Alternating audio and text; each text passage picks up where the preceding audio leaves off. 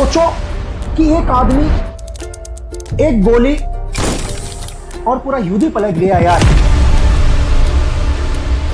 यही है एक स्नाइपर की ताकत यार। वो भीड़ में नहीं होता, वो मैदान में तलवार लेके नहीं दौड़ता, छाया में छुपा होता है, दुश्मन का इंतजार करता है, कुछ पल के लिए अपनी सांसों को रोकता है, दिल की धड़कन को महसूस करता है, ट्रिगर प्रेस करता है, टाइम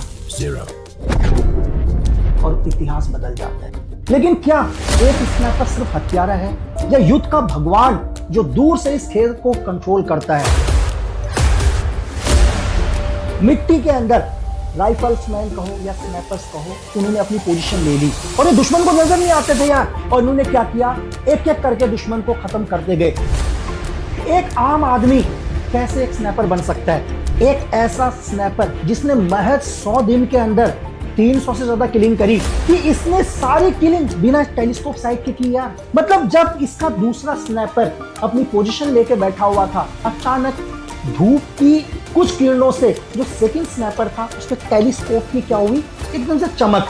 उसने चमक देखी और आपको पता है उसे ट्रिगर प्रेस किया और उसी टेलीस्कोप के अंदर गोली मारी और गोली आंख को चीरते हुए भेजे को फाड़ दी यार। कि जब तक आप खुद अंधेरे में रहोगे और दुश्मन को किल करके पूरा युद्ध पलट दोगे यार, ये एक स्नाइपर की खासियत है।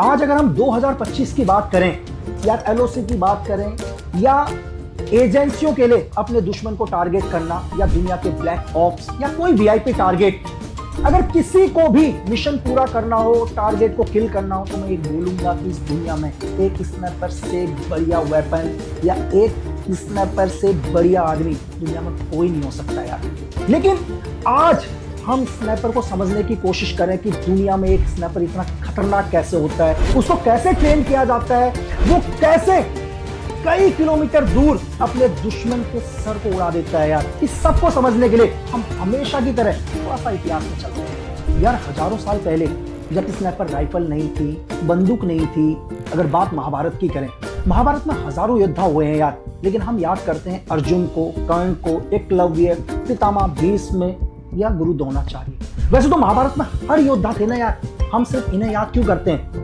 क्योंकि ये कभी भी अपने दुश्मन के नजदीक नहीं गए यार। इन्होंने धनुष से दूर से ही अपने दुश्मन को खत्म किया। तो एक स्नाइपर की सबसे बड़ी ताकत होती है, वो कभी दुश्मन के नजदीक नहीं जाता यार। वो क्या करता है, दुश्मन को दूर बैठे किल करता है। इसलिए हम हमेशा इतिहास के अंदर भी इन्हीं योद्धाओं को याद करते हैं। अगर थोड़ा सा और आगे चलें, आप ग्रीस के आर्चर या इंग्लैंड के लोम्बनमैन की बात करें, ये सब के सब एक अच्छे स्नाइपर, एक अच्छे निशानेबाज। यार असली स्नाइपर वो नहीं है जिसके पास गन है, असली स्नाइपर वो है जो अपने दुश्मन को मारे और दूर से उसका लक्ष्य कभी ना चूके। यार 1415 बैटल ऑफ अगिनकोर्ट, या नाम में थोड़ा सा बोलने में होगा लेकिन समझ जाना, यहाँ इंग्लैंड के 6000 स्नाइपर्स बोलो या लॉन्गबैनमैन बोलो, इन्होंने फ्रांस के 25,000 सैनिकों को मार गिराया यार। दूर से ही तीर चलाए और पूरा युद्ध पलट दिया। तो अगर हम ये बोले, वो उस टाइम के स्नाइपर यार। 16वीं सदी में बारूद का आविष्कार हुआ, यानी कि गन पाउडर। और उस टाइम पता है बंदूकें बनाई गई यार, लेकिन इन बंदूकों की रेंज इतनी ज्यादा नहीं थी। लेकिन धीरे धीरे राइफल्स के अंदर इंप्रूवमेंट हुआ और राइफल के बैरलों में पहली बार गुरूज बनाए गए। गुरूज मतलब घुमावदार। अब गोली सीधे नहीं जाती थी, अब राइफल से फायर करने पर गोली क्या होती थी, घूम कर जाती थी। इससे गोली की रफ्तार भी बढ़ी और वो दूर तक जाने लगी यार। अगर हम 1775 अमेरिका का स्वतंत्रता संग्राम बोलें या 1800 में नेपोलियन वॉर, इन सभी में जो राइफलमैन की इनूर थी वो बहुत कारगर सिद्ध हुई यार, जिन्होंने अपने दुश्मन को दूर बैठकर खत्म किया। और तभी दुनिया में धीरे धीरे पता चला कि इस दुनिया के अंदर अगर अपने दुश्मन को खत्म करना हो तो हमारे पास एक अच्छे शूटर्स होने चाहिए जो दूर से ही क्या करें, अपने टारगेट को किल करें। और वर्ल्ड वॉर फर्स्ट में पहली बार स्नाइपर की क्या हुई, नई तरीके से एंट्री हुई।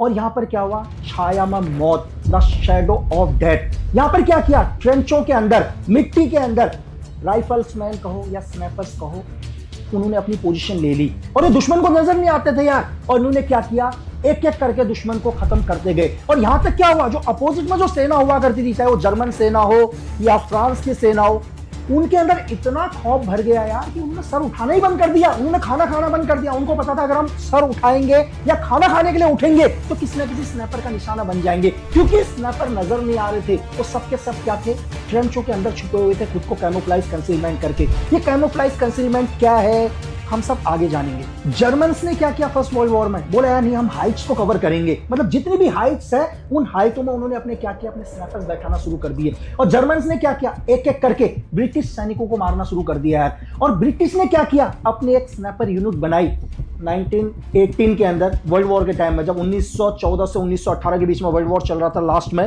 तो ब्रिटिश ने क्या किया, जो अपनी स्नैपर्स यूनिट बनाई, पहली बार उन्हें गिली सूट बनाया यार। ये गिली सूट क्या है, आप जिस एटमॉस्फेयर पर जाओगे, जैसे जाओगे वैसे ही बन जाओगे यार। अगर आप जंगल में बैठे हो तो गिली सूट क्या होगा, पूरा का पूरा पेड़ पत्तियों से बना होगा, जाल लगा होगा, आपका एनिमी आपको देख नहीं पाएगा यार। वर्ल्ड वॉर 2 आते आते क्या हो गया भाई, स्नैपर युद्ध का भगवान मानने लग गए भाई। मतलब एक स्नैपर जो पूरे युद्ध को पलट सकता था, सेकेंड वर्ल्ड वॉर में वो हुआ। सेकेंड वर्ल्ड वॉर में आप सबने सुना होगा बैटल ऑफ स्टालिनग्राड। यहां पर क्या हुआ, यूएसएसआर का जर्मनी के साथ युद्ध। अब यहां पर स्नैपर सिर्फ मारता नहीं था यार, दिमाग से खेलता था। एक खूनी वॉर शुरू हुआ।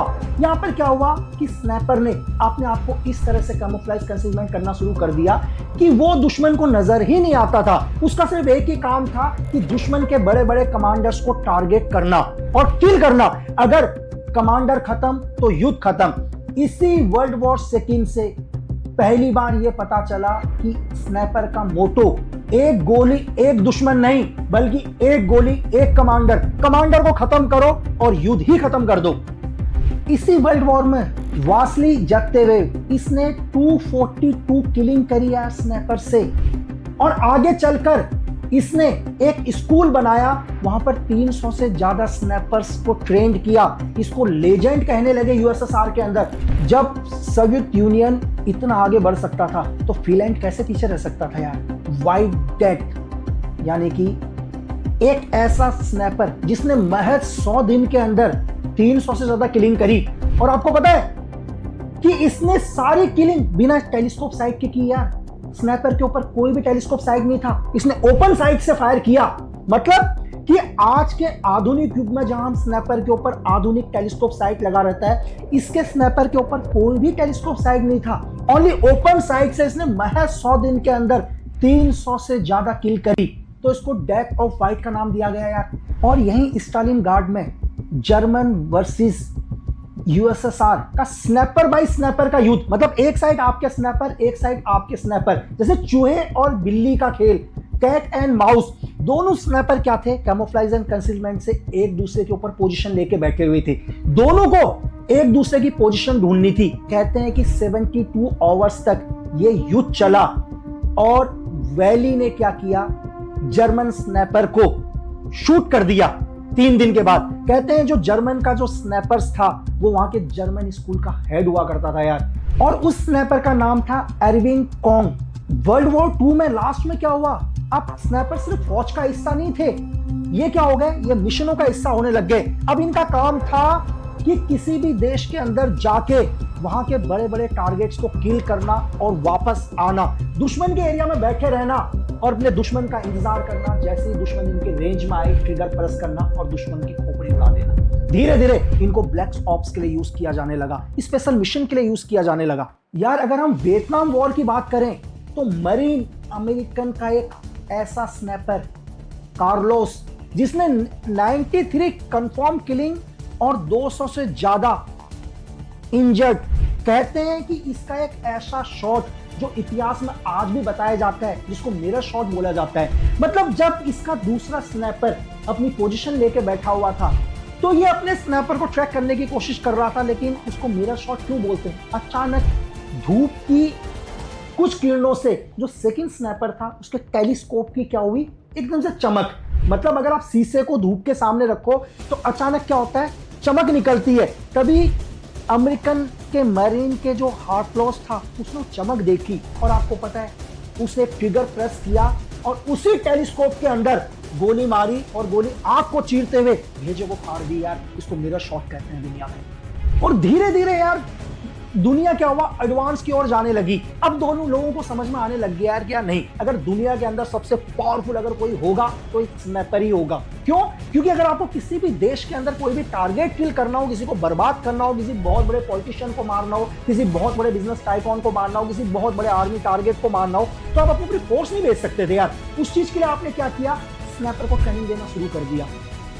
स्नाइपर को एक उस माहौल में ढाला जिस माहौल में उसे जाना है। अगर आपको पता है कि आपका टारगेट एक भीड़ भाड़ वाले एरिया के अंदर है, तो उसको इस तरह से ट्रेनिंग देना शुरू किया कि वो उस इलाके में जाके आपको कैमोफ्लेज एंड कंसीलमेंट कर सके। अगर आपका टारगेट कोई मिलिट्री टारगेट है, वो किसी जंगल के अंदर उनका कैंप है, तो ये स्नाइपर अपने आप को इस तरह से तैयार करते थे कि ये कई दिन तक जंगलों में भूखे प्यासे रह सकते थे, कैमोफ्लेज कंसीलमेंट करके रह सकते थे, ताकि दुनिया की कोई भी आंख इनको ना देख सके। तो दुनिया को धीरे धीरे समझ में आने लग गया कि हर देश का सबसे पावरफुल हथियार क्या है, स्नाइपर।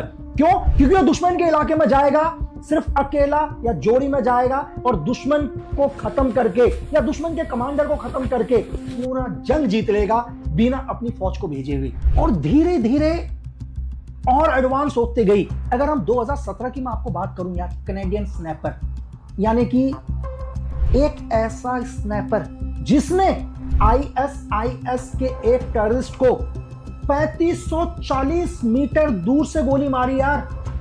मतलब एक स्नाइपर का रेंज भी नहीं है उतना। अगर मैं उस हथियार का रेंज बोलूं, .50 कैलिबर यानी कि 12.7 mm MC sniper rifle made in US, सिर्फ रेंज 2000 मीटर है उसका। लेकिन इस स्नाइपर ने क्या किया, 3540 मीटर तक एक आईएसआईएस के आतंकवादी को गिरा दिया। ये कैसे गिराया, एक हथियार के रेंज को कैसे डबल कर दिया, जब हम स्नाइपर की ट्रेनिंग पर बात करेंगे तो मैं समझाऊंगा आपको। यार धीरे धीरे क्या हुआ, दुनिया एडवांस हो गई। अगर हम आज की बात करें, आज तो दुनिया के पास इतने पावरफुल स्नाइपर्स राइफल हैं यार।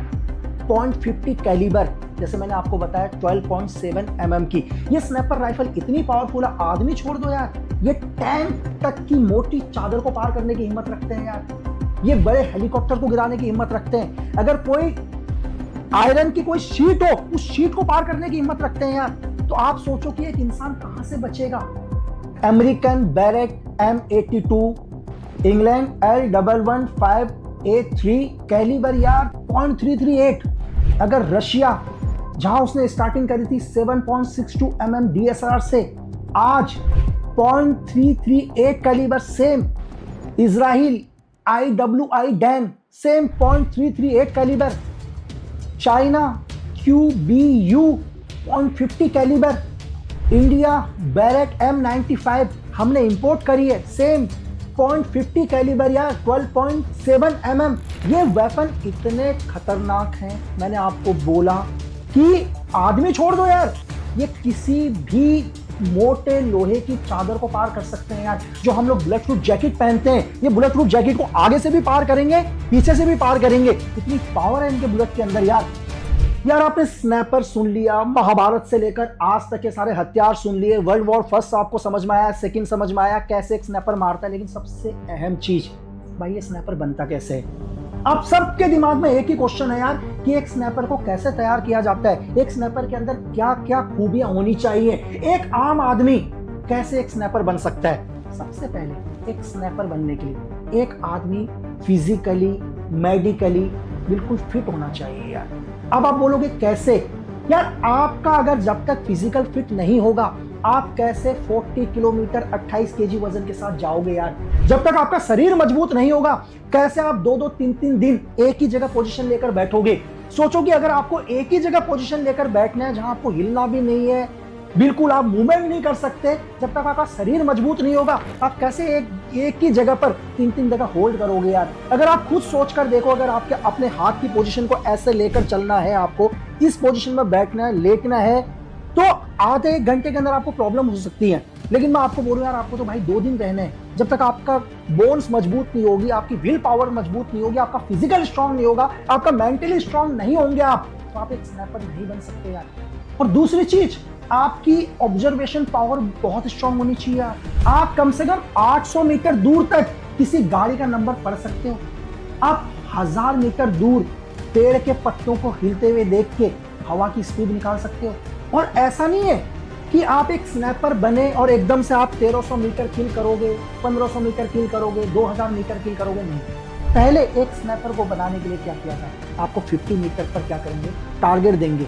50 मीटर पर आपको एक टारगेट पर गोली मारनी है। आप 100 मीटर जाओगे, 200 मीटर जाओगे, 300 मीटर जाओगे, 500 मीटर जाओगे, 1000 मीटर जाओगे, 1500 मीटर जाओगे, धीरे धीरे धीरे धीरे आपको क्या किया जाएगा, ट्रेंड किया जाएगा।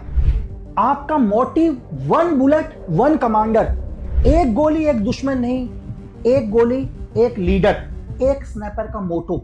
आपके अंदर इतनी काबिलियत होनी चाहिए एक स्नैपर के अंदर, अगर मैं पहली बार आपको एक वेपन दूं और मैं बोलूं कि आपका हथियार ये है, तो आप आपने टारगेट लगाया 100 मीटर दूरी पर या 50 मीटर दूरी पर, आप क्या करोगे, मैंने आपको 5 राउंड दे दिए एक स्नैपर को। एक स्नैपर के अंदर इतना होना चाहिए, जब वो 5 राउंड फायर मारता है, फायर मारने के बाद जब वो टारगेट को देखे तो उसे पता चल जाना चाहिए कि मैं क्या गलती कर रहा हूं। सपोज करो कि आपकी गोली पॉइंट ऑफ एम पर, सपोज करो ये पॉइंट ऑफ एम है, इस पॉइंट ऑफ एम से गोली 4 बजे की लाइन में जा रही है, तो आपको पता होना